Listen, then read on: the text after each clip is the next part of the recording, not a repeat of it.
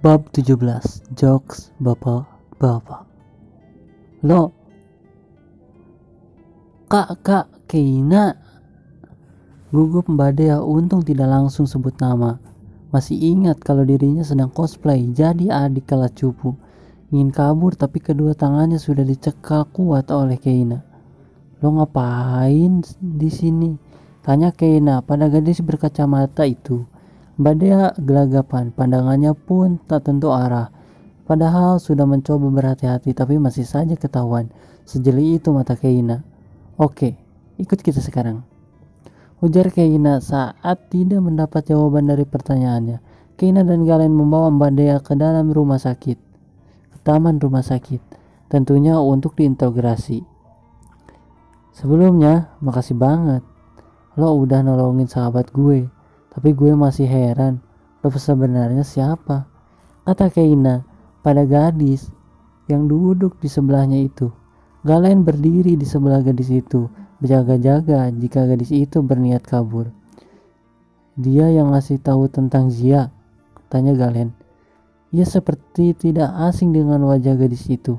Mbak Dea semakin menunduk sampai Galen mengenalinya wajahnya. Keina mengangguk, lalu kembali fokus pada cewek berkepang dua itu. Lo orang baik, kalau boleh tahu nama lo siapa?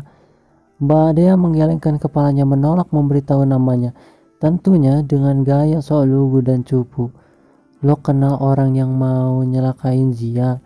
Tanya Galen to the point. Menurutnya Keina terlalu basa-basi, dia suka yang set-set-set. Mbak Dea menggelengkan kepalanya, pandangannya sedari tadi menunduk. Tidak berani mengangkat wajahnya di hadapan Galen. Dulu ia sudah beberapa kali bertemu dengan Galen di rumah Aira. Waktu kakaknya Aira masih hidup. Tahu dari mana semua detail kejadian tadi siang. Bahkan lo udah tahu dari waktu yang lama. Ucap Keina, masih yakin bahwa gadis itu bukan orang biasa. Jawab, apa mau pakai kekerasan dulu baru mau jawab? Gertak Galen yang membuat gadis itu semakin takut. Keina memelototi Galen, memperingati bahwa ia terlalu berlebihan. Dia cuma disuruh orang. Jawab Mbak Dea sengaja menyebutkan namanya. Berusaha senetral mungkin dalam perannya, karena memang sudah tidak bisa mengelak. Sudah ingin kebenaran tentang Aira diketahui oleh mereka. Oh, nama lo Dea. Lo disuruh siapa? Tanya Keina berusaha mengungkit lebih dalam tentang siapa penolong mereka. Dia nggak boleh kasih tahu. Nanti nama Dea nggak biayain lagi rumah sakitnya. Ucap gadis itu kemudian menangis. Ia sudah tidak tahu mau berbuat apa sekarang dengan terlihat sangat lemah. Dengan harapan semoga bisa membebaskannya. Bebas dari apa? Ya, penyamaran yang baginya sangat jelek ini. Kasih tahu gue, nanti soal biaya gue yang gantiin bayar. Ucap Galen merasa empati. Mbak Dea menggelengkan kepalanya. Intinya dia orang baik. Dia sayang sama kalian. Setelah mengatakan itu, Mbak Dea berlari masuk ke rumah sakit. Sedangkan Galen yang akan mengejarnya pun dicegah Keina. Aman? Tanya Aira pada Mbak Dea yang baru saja memasuki ruang tempat rawatnya. Mbak Dea mengangguk. Perempuan itu mendekat pada hospital bed yang di atasnya berbaring orang yang telah mengorbankan diri demi Zia. Zia udah sadar, bayinya juga enggak apa-apa, cuma tangannya aja yang dijahit, ucap Mbak Dea seusai apa yang ia dengar tadi. Tangan Mbak Dea membantu membangun Aira yang ingin duduk tanpa gadis itu minta tolong. Respeknya memang bagus. Enggak tahu kan? Enggak ketahuan kan? Mereka jeli orangnya, ucap Aira sembari menerima gelas air yang disodorkan Mbak Dea. Maafin Mbak ketahuan sama Keina sama Galen, ucap Mbak Dea dengan wajah yang bersalah. Aira membulatkan matanya, tidak terlalu kaget sebenarnya karena ia paham seperti apa Keina itu. Enggak ngasih tahu mereka kan siapa gue? Tanya Aira. Gelengan kepala dari Mbak Dea membuatnya lega, walaupun Mbak Dea sedikit memberi kode pada sepasang kekasih itu. Sekarang tugas Mbak udah selesai, jaga rahasia ini baik-baik.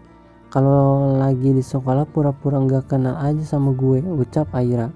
Mbak Dea menganggukkan kepalanya.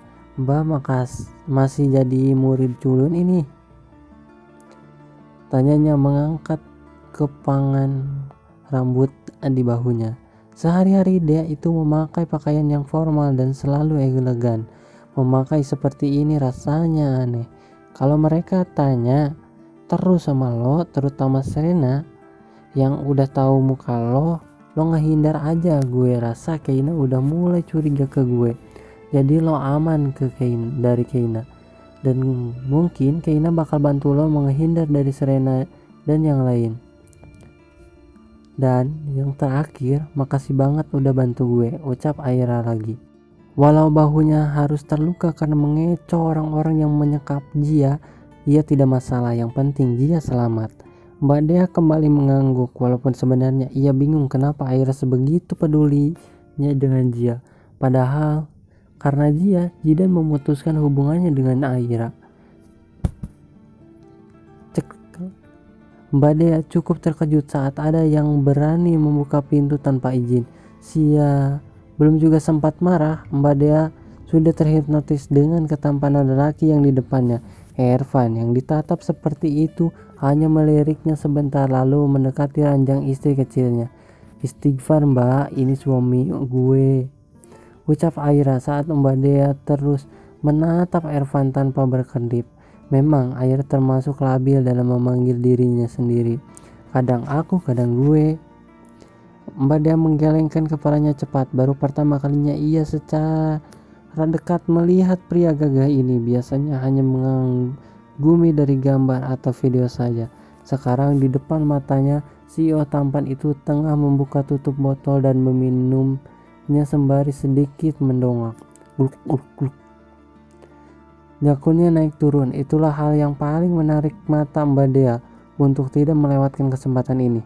Mbak! Teriak Aira yang kesal hingga membuat Mbak Dea menyengir kuda. Aira tidak suka tatapan Mbak Dea pada suami tengilnya ini.